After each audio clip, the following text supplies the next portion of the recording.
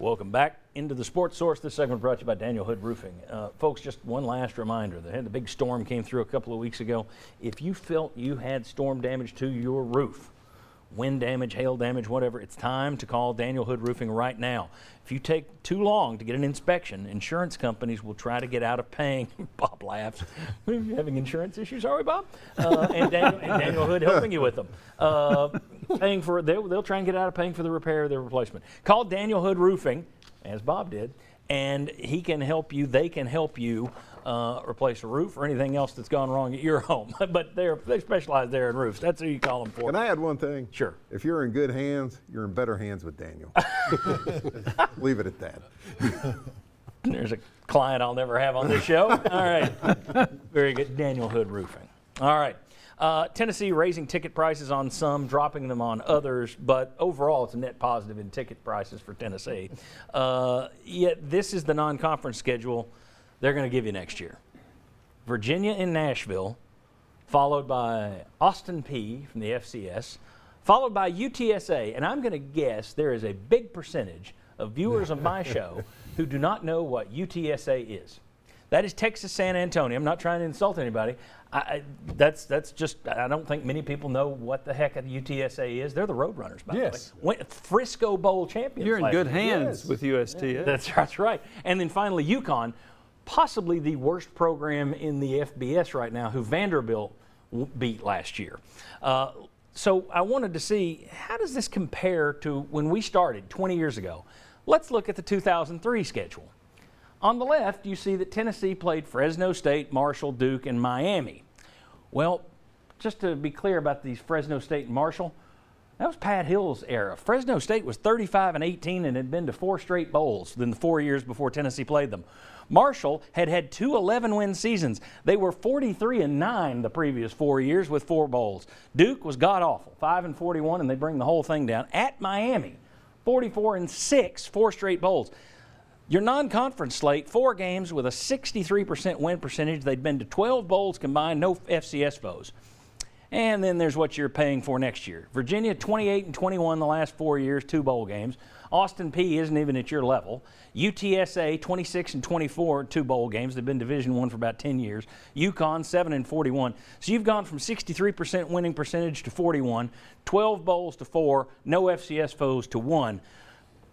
The beauty of Tennessee's basketball schedule that I bragged on last year was the games drew national attention, the games brought recruits' attention, and the games were a reward for fans. Yes.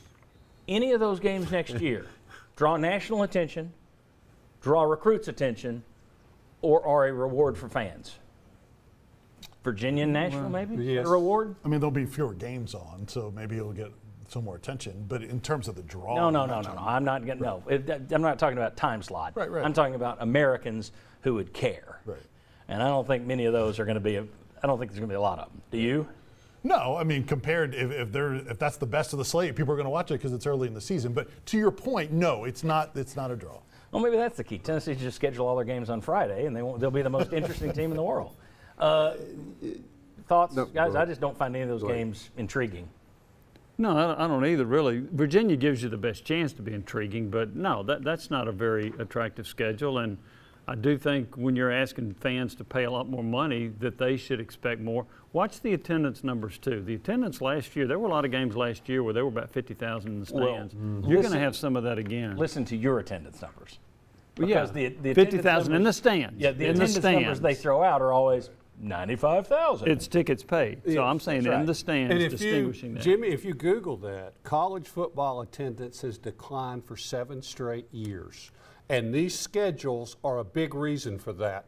Because you add in Vanderbilt at home late, and or whether it's home or away, you add in games that just people aren't that excited to go see, would rather stay home and watch football on TV. What was the sellout recently with a non-conference game with Tennessee? Oklahoma. Yes.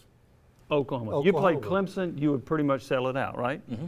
So if you played a big name opponent like that at home, you would sell tickets. And I would argue for those who say, yeah, but you'll lose to them. I would argue that beating Oklahoma gets you more. If you beat Oklahoma, that would be more than beating South Alabama. If you lose to Oklahoma, that's not as damaging as losing to South Alabama. No. I think the risk reward is much better for an Oklahoma than, say, a Georgia State. Anyone? How'd that hurt your program when you lost to them, Vince? Well, I just think in football, ADs and coaches are less likely to take chances because you have fewer games, and now those are perceived to hurt you more as opposed to basketball. I'm not defending it, John, but No, I'm just saying I think that's part of the That's a mentality. perfect tease, because let's go and see what other SEC ADs are doing, because I don't think they're going to be on your side. I don't think they're doing a better job than Tennessee is. And by the way, again, I think Danny White's a good AD. I like it. The only thing I don't like is the scheduling. It's like a lot of Tennessee fans are talking about, okay, well, we'll beat Florida, we'll beat Pitt, and we can go to win at LSU. He's not scheduling like he believes that. He's scheduling simple. Agreed. That's who he's lining up. And when you talk about the neutral site games, who'd you line up for Atlanta? Syracuse. Did you line up Florida State, who's also down, bigger name? Now, maybe they weren't available, but there are other names that are out there. that you could go get. Exactly. Virginia Tech would be better than Syracuse. Syracuse just sucks, and they won't have 5 people in that stadium, so you can take it over. But, that's great. More ticket money, so they need that money. They're desperate. Okay, when we come back, let's compare Tennessee to the rest of the SEC. This is fascinating. You've got other SEC schools, while you're getting 1 decent game a year, getting 3 Power 5 opponents in the same year. You want daring? Yeah, just not here. Come on back.